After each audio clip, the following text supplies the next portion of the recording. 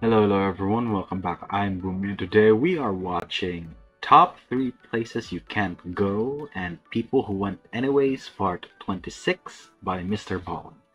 Yes, it's kind of weird that we're starting off like Part 26 as opposed to Part 1, but I just want to get a feel of how these Top 3 Places You Can't Go videos are, so we are starting here, and we'll probably go back to part one if I end up enjoying these. So yeah, this is not well. It was one of a suggestion, one of the a good starting off point in watching MrBallen episodes. The one I watched last time was a bit dark, so but still very interesting though. Yeah, I'm still still feel sorry for the kid. But yeah, if you don't know what I'm talking about, go ahead and check out my other MrBallen video. And yeah, let's just get right on to this. So remember, if you like my reactions, don't forget to leave a like, let me know your thoughts on the video down in the comment section below, and consider subscribing. Also, don't forget to leave your suggestions and what I should check out next. That being said, let's go ahead and watch the video. Today, we're going to look at 3 places you can't go and people who went there anyways. But before we get into today's stories, if you're a fan of the strange, dark, and mysterious delivered in story format, then you come to the right place because that's all we do, and we upload 2 or 3 times every week. So if that's of interest to you, at the like button's next birthday party, please gift them a 3-year supply of Radithor. Also, please subscribe to our channel and turn on all notifications so you don't miss any of our weekly uploads. All right, let's get into today's stories. Alright, let's see what we got.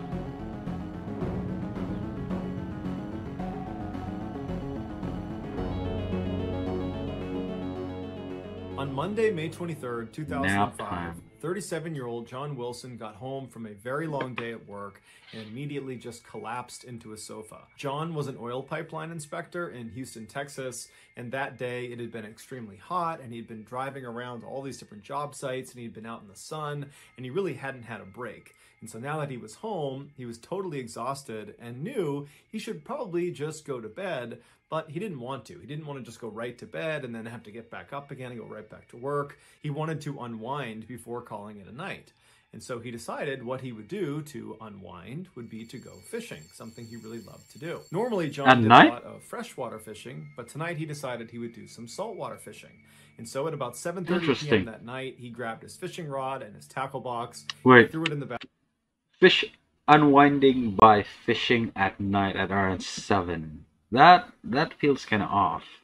Well, obviously you probably have a good chance of catching fish at night, but still, that seems really weird to me. His pickup truck, and then he hit the road. About an hour and a half later, he had driven all the way south to the very coast of Texas to a beach called Crystal Beach, which is right on the Gulf of Mexico. And instead of parking in one of the parking spaces in the lot, John, like he always did, just drove right through the gate out onto the actual beach. This beach actually had a reputation for having really hard-packed sand, almost like cement, because so many people like John would drive their vehicles out onto the beach. And so he goes through the gate and he drives straight out towards the water. No, I don't like having my car near like beaches like that.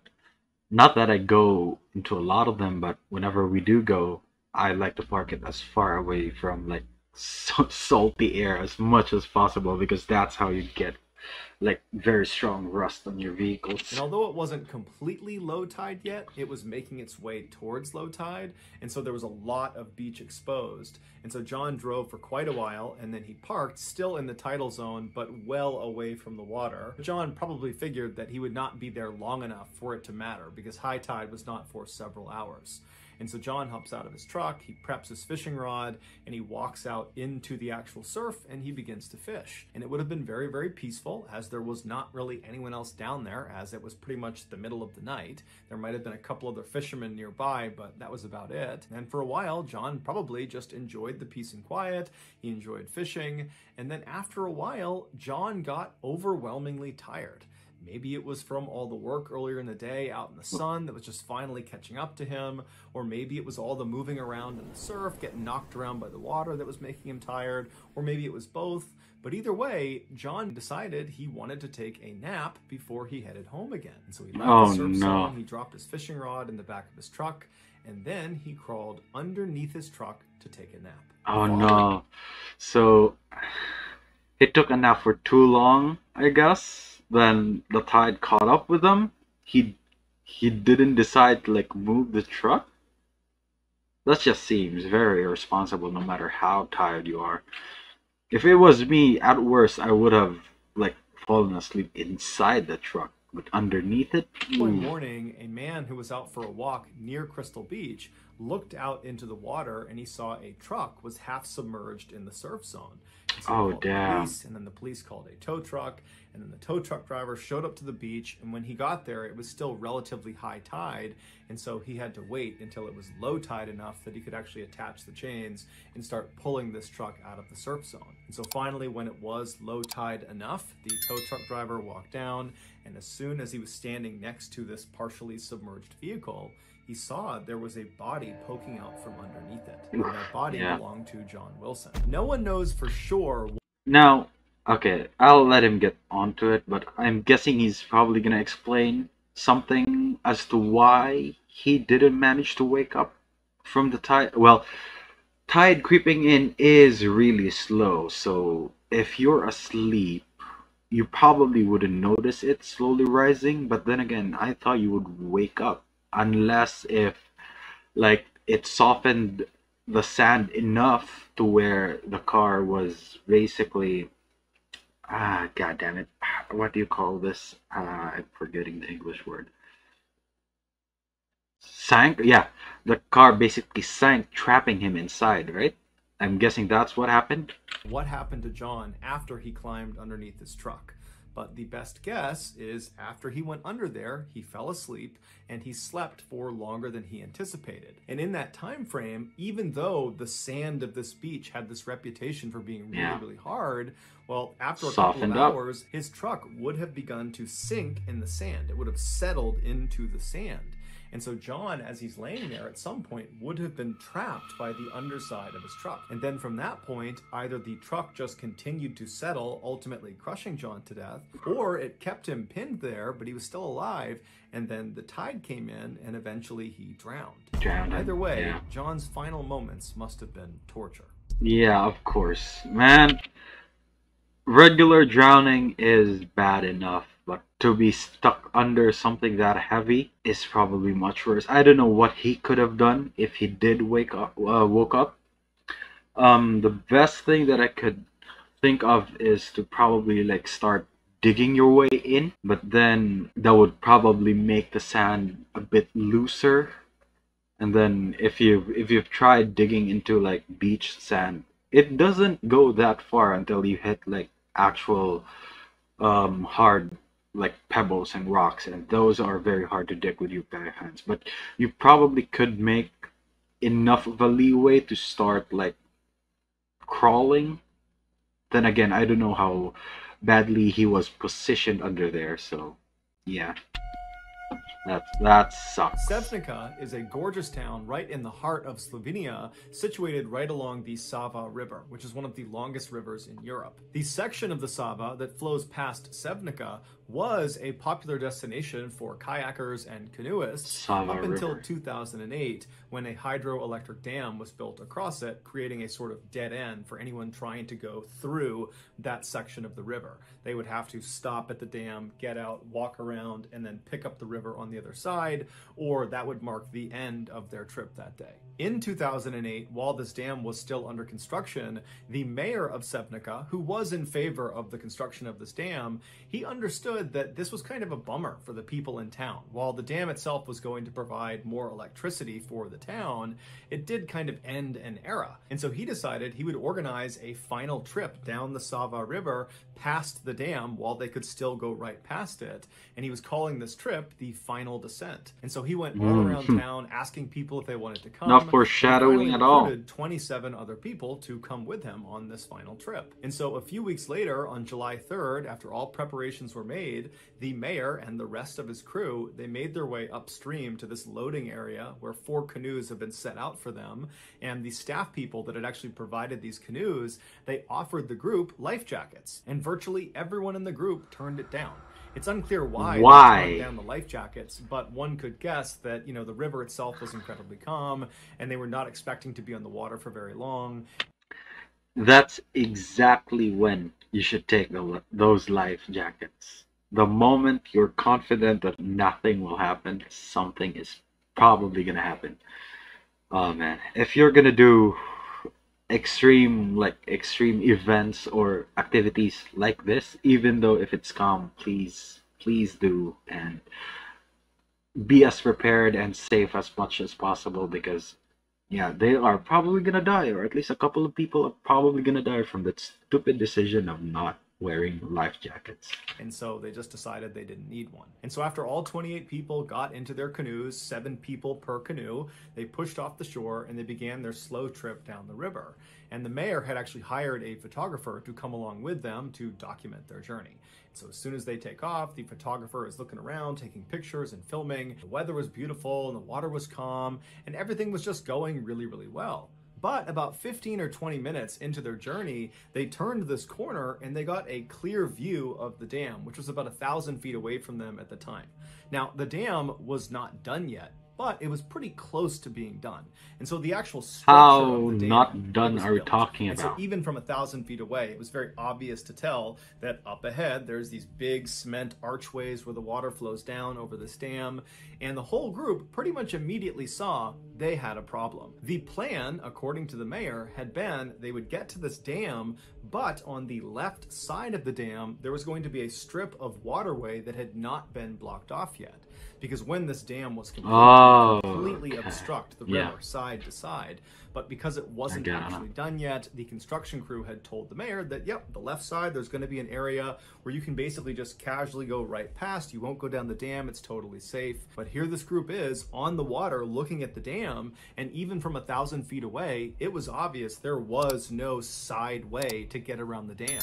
You clearly had to go through the dam, or you had to get out and go around the dam. Now, the river was moving very, very slowly. There wasn't a strong current, and so there wasn't some urgent decision that needed to be made about what they were going to do. The group intuitively knew that the right choice here is to, go on the side, get out of your canoes, and either go around or just end the trip right there.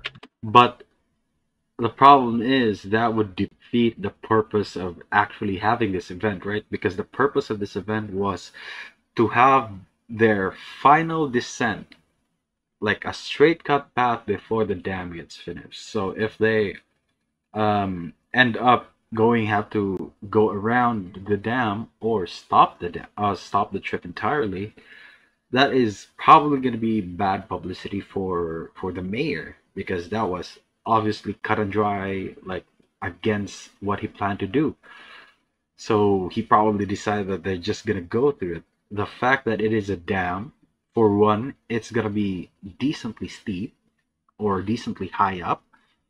And from what he mentioned, this is going to be a hydroelectric dam. So it's not just going to be like a simple blockage of the water. It's probably going to go with a curve. That's where usually the water goes in dams. So I wonder. But the mayor and a few of the other people in the other canoes got the idea that, hey, why don't we just go over the dam? I know we're not supposed to, and the construction crew explicitly said, don't go over the dam. It's extremely dangerous. But from the looks of it, it doesn't look that bad. And truthfully, it did not look too bad. This was not some enormous dam with some huge drop-off. It was actually a pretty small dam where the water kind of went down this fairly small embankment. It was maybe... So if it's that small, what happened then?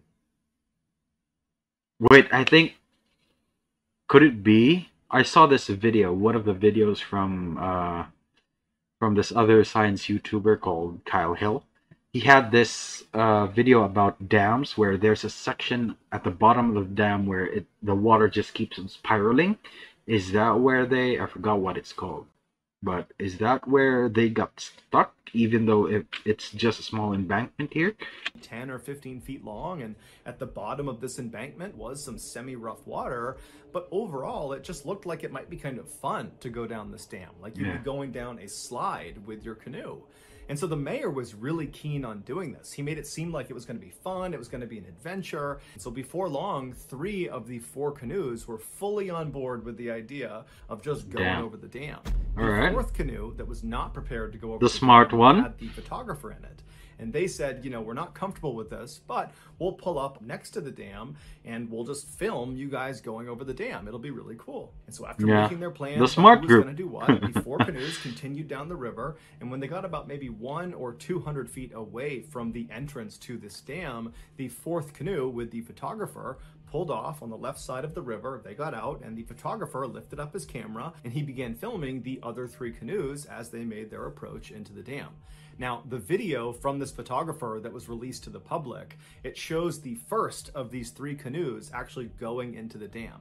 And you see these 7 people on this canoe. They're kind of happy and excited looking. They have nervous anticipation, like they're about to start a roller coaster or something. And they're making their way into this dark section inside of the dam. They're basically going through the gates of the dam where they're going to go down this embankment. And as they go into the darkness, as you begin to lose sight of them, you see the back end of the canoe suddenly pops up because now they're going down the actual dam itself. They start sliding down, and then you hear someone in the canoe start to scream, and then it goes completely silent. And then the video just ends. That canoe, right after it slid down that downslope, it would reach the waters below, but the canoe would capsize, throwing everyone on board into the water. And these 7 people, they didn't even have a chance to catch their breath before they were sucked under. Not only because the water was rough at the bottom of the dam and kind of was churning and pulling them under, but also because this is a hydroelectric dam. And at the bottom of the dam, underneath the water where they were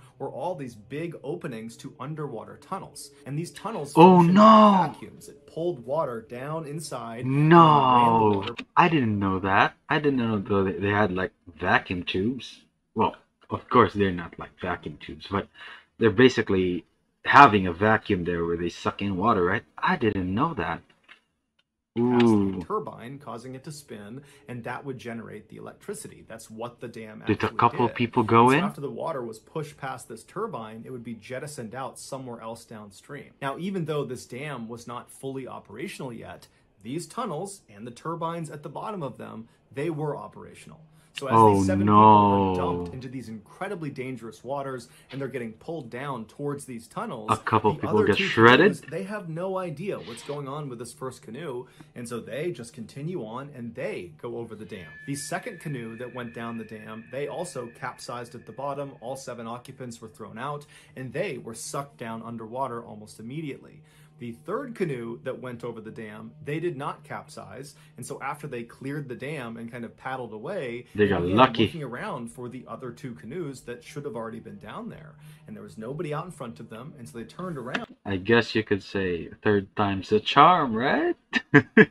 Thinking maybe that's dark. I'm sorry. And they don't see anyone, but they see one of the canoes is completely flipped over, and the other canoe has been broken apart in the churning waters right at the base of the dam, and they see the wood from this canoe just getting tumbled around. And so this 3rd canoe immediately turns and tries to paddle over to the base of this dam to try to start pulling people out of the water, but when they get over there, there's no one there. The 14 people that have been in these 2 canoes, they're gone. Ultimately, they got sucked 13 of the 14 people that fell in the water that day would perish, and one of the fatalities was the mayor.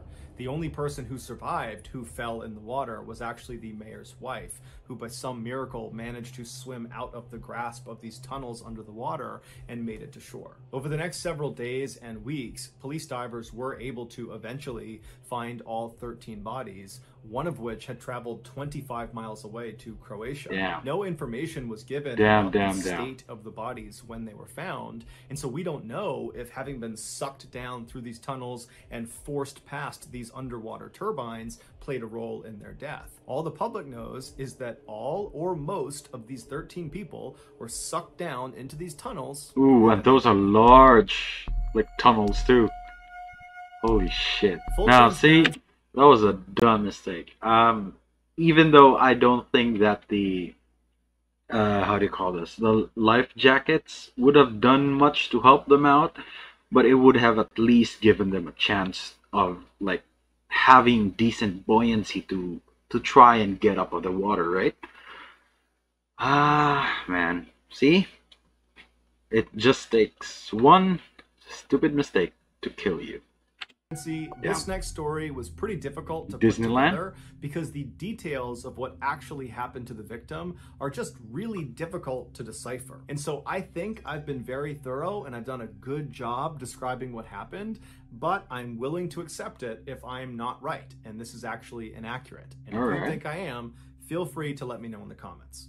With that said, here we go. In 1974, 18-year-old Debbie Stone landed what she considered to be an amazing summer job. She was hired to work at Disneyland in Anaheim, California. Her specific role was to be a hostess at a brand new attraction called America Sings. Disney had basically converted an old carousel, which is a ride that spins around in a circle. They had converted it into a rotating stage, and they put up partition walls all along this rotating stage to create 6 distinct stages on this rotating stage.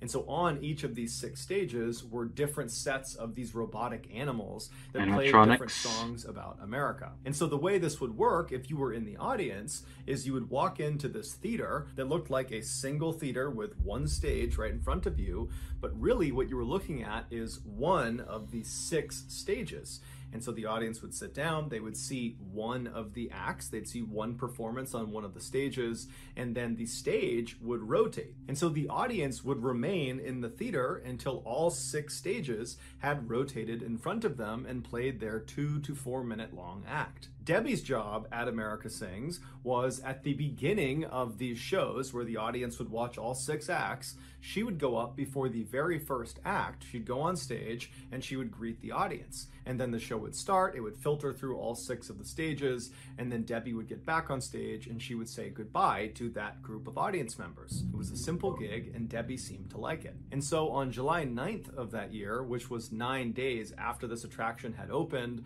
and so it was 9 days after Debbie had started her job, Debbie was asked to come in for an evening shift. And so she left her house and she made it out to the attraction at about 10 p.m., which was right at the start of a show. And so she went right inside, she hopped on stage, she greeted the audience, and then she left the stage and the show began. And so over the next 30 minutes, all 6 of the stages performed their acts. And then after the 6th act was done, Debbie dutifully climbed back onto the stage. She said goodbye to the audience. And then as that audience was leaving the theater, she turned around and walked towards the back of the stage she was on. What happened next requires some additional explanation. Each of the 6 stages that made up this attraction had a fairly tall back wall. And behind each of these 6 back walls that were kind of in a ring was the center of the actual attraction. And in the center was this circular, fairly tall storage room. This storage room did not rotate. It was stationary. These stages and their respective back walls, they rotated around this storage room. The gap between the outside of the storage room at any point around it and the inside of the back wall, she got caught in between. It was pretty narrow, but it was big enough that a person in theory could get stuck back there. So it was a real hazard. However, Disney did not put any specific safeguards in place to prevent their staff from intentionally or unintentionally going into this space. They just told their staff to not go back there and be careful. So back on July 9th, after Debbie has said goodbye to the audience and she's walked towards the back of the stage she's on, she decides to move from the stage she's on to the adjoining stage. And when she does that, she either trips or falls or something happens which causes her to fall into the narrow space between the 2 back walls of the 2 stages she was on. And so she falls through that gap and then gets wedged between the outside of the storage room and the back of one of the back walls. She tries to pull herself up and pull herself out of the space, but she realizes she's stuck. And so she starts to panic and she starts screaming for help. None of the staff hear her, or they don't recognize that this is a real call for help. And this new wave of people that are coming in, the new audience, they're all talking loudly. There's music playing. I was about to really say. Hear her, and anyone that actually did hear her calling for help, they would later say they thought it was part of the show. And so as Debbie is screaming bloody murder, she cannot get out of this gap, this narrow gap she's stuck in. These stages, they start to move because the show is going to start. Ooh, but Debbie has nowhere to go. When the stage began to rotate. Okay, so I know what's gonna happen here. What I'm confused is, did they have like another host to announce the show beginning? I thought that was gonna be like Debbie's shift. I thought she was the one who's going to like welcome guests in to start the show. I guess probably they were looking for her, but didn't hear the scream, so they decided to just get someone else up on stage to start the show? Huh. She got forcibly dragged and twisted and rolled, and her body began to contort, and bones started to break, and she was forced to continue moving through this narrow space because the stage was just going to keep on going until it reached its next position. And so finally, after it dragged her all the way to its next position, Debbie didn't die. She was grievously injured. She probably had dozens of broken bones, but she was alive, and she's still totally stuck, and she's screaming with every ounce of energy she has. But again, the audience, even though they heard her screaming, they assumed it was part of the show. And apparently the staff also heard her screams and convinced themselves it was just no big deal. And so 2 to 4 minutes later, when the act was complete, the stage began to rotate again. And so Debbie again is rolled and contorted and crushed and dragged and smashed and broken as the stage again rotates to its next position. And she's still not dead. She's screaming out for help. No one is coming to help her. And so I'm surprised she hasn't passed out yet. By that point, people would have passed out from the pain. That's some adrenaline. The entire show would play out with the stage rotating through all of its sections. And then finally, at the end of the show, when one of the audience members alerted the staff that, hey, you should really go check out that screaming we heard. And at that point, they went for a look and they discovered Debbie, and she was very obviously deceased. Disney would pay a small settlement to Debbie's family, and then they would put up a number of safeguards on the America Sings attraction to make sure something like this never happened again. So that's going to do it, guys. If you found the secret in today's episode, let us know in the comments. Damn. Alright, I don't know what the secret is. I guess that's it. Yeah, that's it. Damn. Ooh. I mean, the staff would have known, right? If I was working somewhere and I hear screaming, I probably would have at least checked up on it. Well, then again, that is how people die in horror movies, right? So, I don't know. But yeah, man. I mean, if you were working in that specific attraction, you could have at least known that there were no screaming involved. That was just irresponsible of them to think like it was nothing. Regardless, they could have at least checked with other, like, what do they call, like, the crew working at Disney? Are they like cast members, I think is the term? I don't know. I've only went to Disneyland once. That was in Hong Kong a couple of years ago. Well, yeah, I think they're called cast members. You would have thought that you'd at least double check if it was nothing, right? Oh, that sucks. And the main issue that I have with that is that it probably wasn't, well, it obviously wasn't a quick death. She screamed for like a couple of acts. That was not enough. Man, like I keep saying to myself, or at least to other people who ask, and now you guys, if you're still here watching, I am not afraid to die. I'm afraid how I will die. If I get to pick, a quick death is always the best option. I think all of us would agree that one swift, quick death, like just like that, that is something that we prefer. Oh man, I feel sorry for Debbie. But that's gonna be it for me today, guys. Link to my Twitter is down in the description below. Go ahead and check it out if you want to, and if you're new here and enjoyed the video, don't forget to leave a like. Let me know your thoughts on the video down in the comment section below, and consider subscribing. Also, don't forget to leave your suggestions on what I should check out next. That being said, thank you so much for watching, and I'll see you all next time. Bye!